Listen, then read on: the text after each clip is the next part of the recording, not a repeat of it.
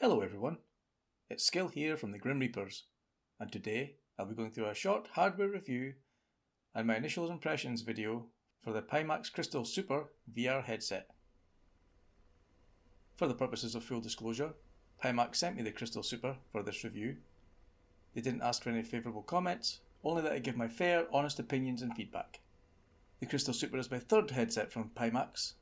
I already have the original Crystal and the Crystal Lite. Both are absolutely fantastic headsets, with the original Crystal currently my favourite headset of all time for PC flight sims. Let's see if the Super can knock it off its perch. Before I go on, I'll show you my system specs, so you can judge the relative performance of the CrystalSuper later in the video. I'm running an Intel i9 13900K with 64GB of system RAM and an RTX 4090 GPU. Whilst I go over the review, I'll have some footage playing in the background of one of my first flights using the Pimax CrystalSuper. It's a short patrol from Bagram to Kabul in the DCS Apache. I know the footage doesn't do the headset the justice it deserves, but that's one of the limitations of trying to record VR. Any stuttering you see isn't visible to me in the headset, and is just a side effect of the recording.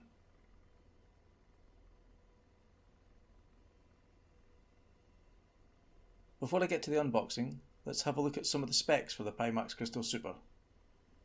I won't read through everything, but I'll post up some images and point out some of the most notable features. You can pause here and have a read for yourself.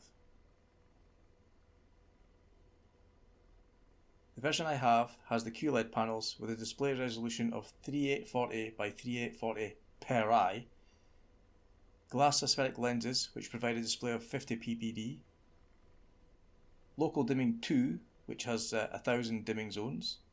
It has eye tracking and auto IPD adjustment. The headset features inside-out tracking, so no need for base stations, although you will be able to upgrade in the future to a lighthouse faceplate as you can with the original Crystal and the Crystal Lite. Unlike the original Pimax Crystal, the Super is a pure PC VR headset.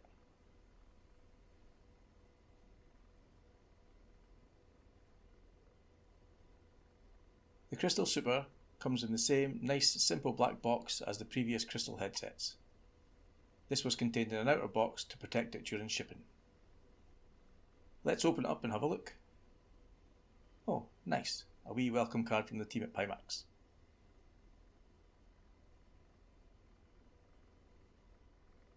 There's a replacement facial interface foam. I think this is the thicker foam than the standard pre-installed one, so you can choose which one is better for you. The optional DMAS speakers, the optional comfort strap, then the headset itself. I'll put the headset aside for now and come back and have a look at that later. The controllers, which appear to be the same as the controllers for the original Crystal and the Crystal Lite. Underneath this section of foam packing there is a quick start guide and an after sales guide. A box within a box containing the DisplayPort and USB cable. A power adapter with a selection of plug attachments which you can select depending on your country. A small packet containing a screwdriver and really tiny little screws. These are for attaching the comfort strap. Note, there are no batteries in the box. The CrystalSuper does not require any batteries, just a provided power adapter. And last but not least, the headset itself. The first thing I noticed when I picked the headset up out of the box was how light it was. I mean, it feels surprisingly lightweight. It is a smaller form factor than the previous two Crystals and feels really well made.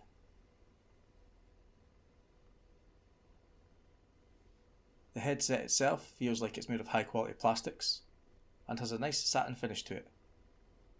It feels like it's well put together, nothing looks or feels like it's about to fall off or break.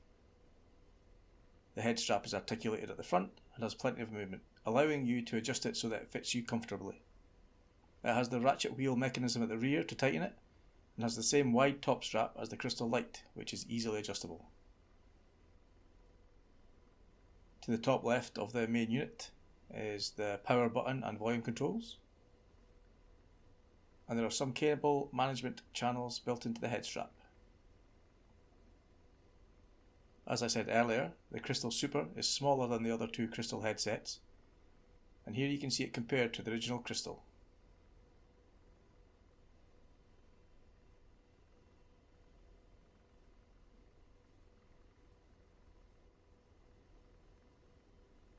The Pimax CrystalSuper is very easy to connect and set up. Simply install Pimax Play, connect the DisplayPort cable from the headset to your GPU, and the USB cable to a USB 3 or higher port on your PC. No need for a powered hub, as the headset uses its own power supply. Talking of which, connect the power supply and that's it. Launch Pimax Play and adjust your settings as required. The Pimax Play I am currently using for this video is a testing version, so some of the Super's features are not yet available, such as the super high field of view. I'll show some images here of my current settings which I use for flying in DCS.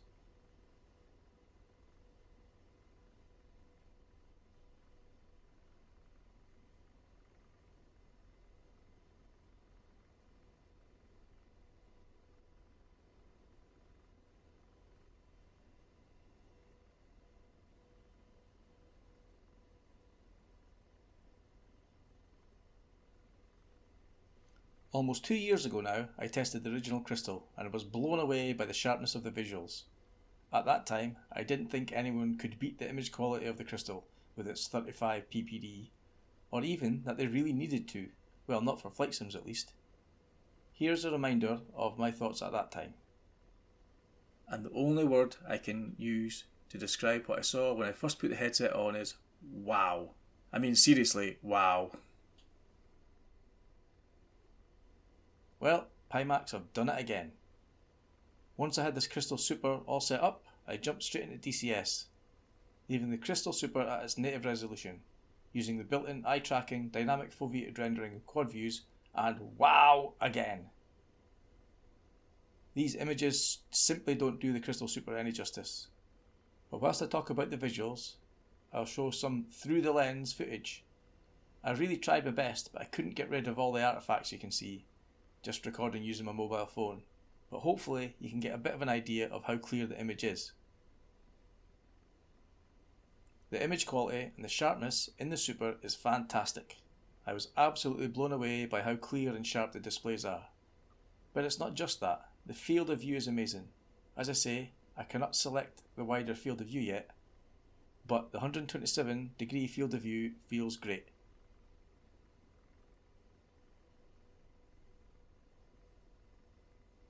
I made some measurements using an app I found online to measure both the horizontal and the vertical field of view.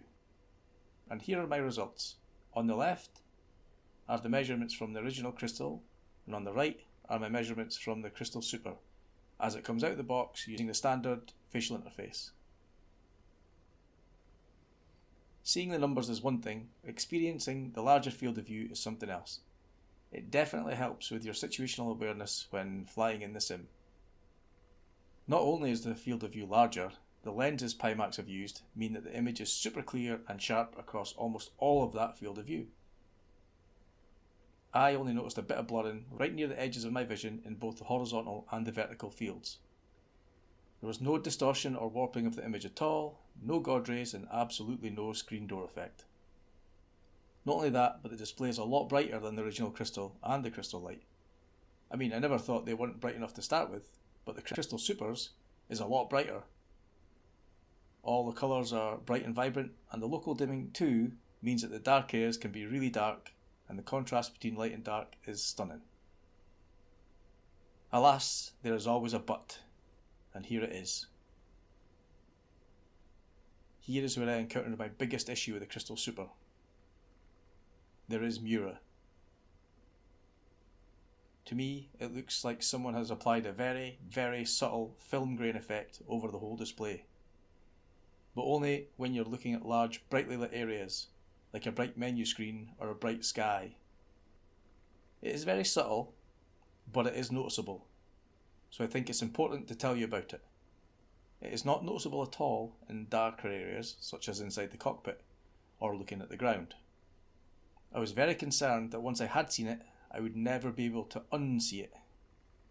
But thankfully, after a very short time, I stopped noticing it, unless I actually tried to look for it. So for me, using this headset is not a deal breaker. Of course, I prefer if it wasn't a thing at all, but in the grand scheme of things, it's a very subtle Miura effect, which is easily forgotten against the backdrop of the outstanding image quality. Another minor issue I noticed was some ghosting effects. These are only really apparent for the first couple of minutes after starting the headset, then they disappear, almost as if the display panels have to warm up. There is also colour fringing around some text, mainly in the game menus. I haven't noticed it being an issue when I'm looking at dials or instruments within the cockpit, or when I'm actually flying, only really in the menus, and in particular, white writing against a green background seems to be the worst. When it comes to the audio, as with all of Pimax headsets I've tried, I would highly recommend using the DMAS speakers. They provide some of the best quality audio of any VR headset out there. The standard SMAS speakers are adequate, but they have the same limitations as any downfire type speaker and don't really hold a candle to the DMAS ones.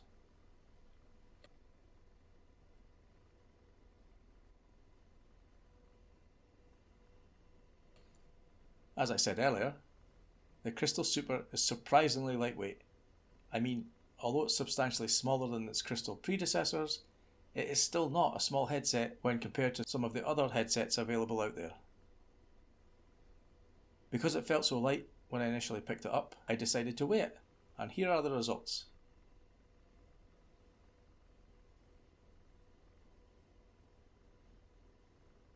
As you can see, 870 grams. I found that the headset is very comfortable to wear, even for prolonged flying sessions. The foam facial interface is soft, and the head strap with a wide top strap means that it's easy to find a comfortable position for the headset. Talking of the facial interface, the whole face mask section is held in place magnetically, making it easy to detach and replace if required.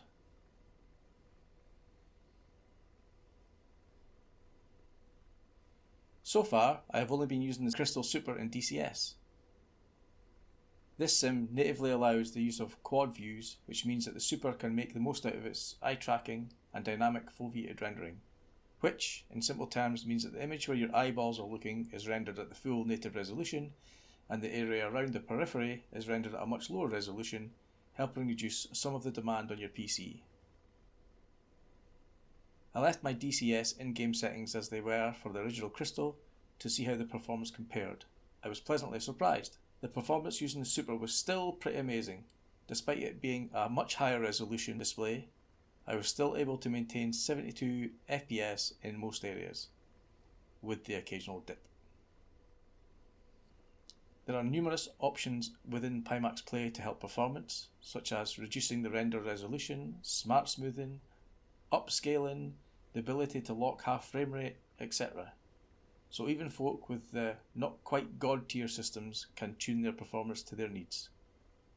But let's not kid ourselves though, the Pimax Super is a monster of a headset with an unparalleled display, which means that you're going to need a powerful PC to make the most out of it.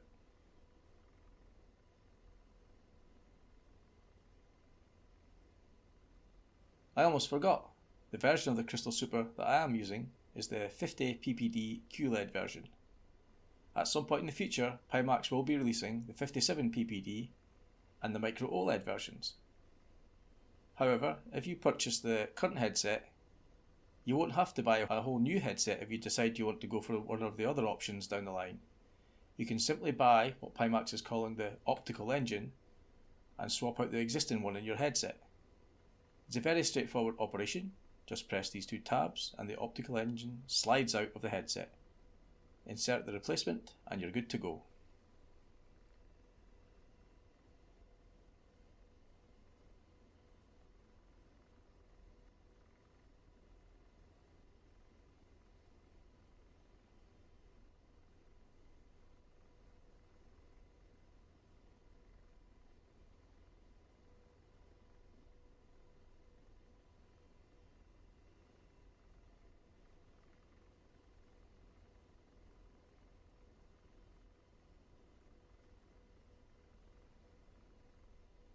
And before I get to my conclusion, I'll quickly mention the price, which isn't as straightforward as it sounds. As it stands, you can purchase the headset standalone for an upfront payment of $1,799, or you can join Pimax Play and make an upfront payment followed by a Prime payment, either as a whole single payment or as monthly instalments. This option also gives you the opportunity to try out the headset for 14 days prior to committing to the purchase. I won't go into detail here, but I'll post some images from the Pimax store site to explain better than I can. You can pause on the images to read the details or visit the store site directly.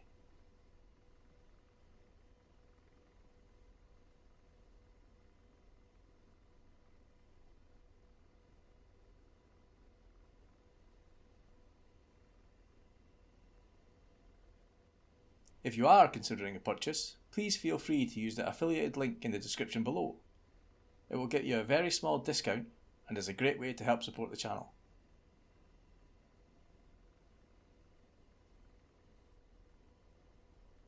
Okay, time for my conclusion.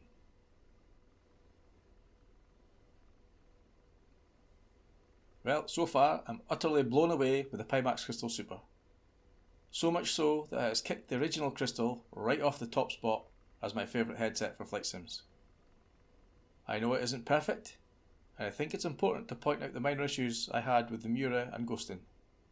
But as I said earlier, the Miura is very subtle and quickly and very easy not to notice anymore, and the ghosting seems to disappear after a couple of minutes.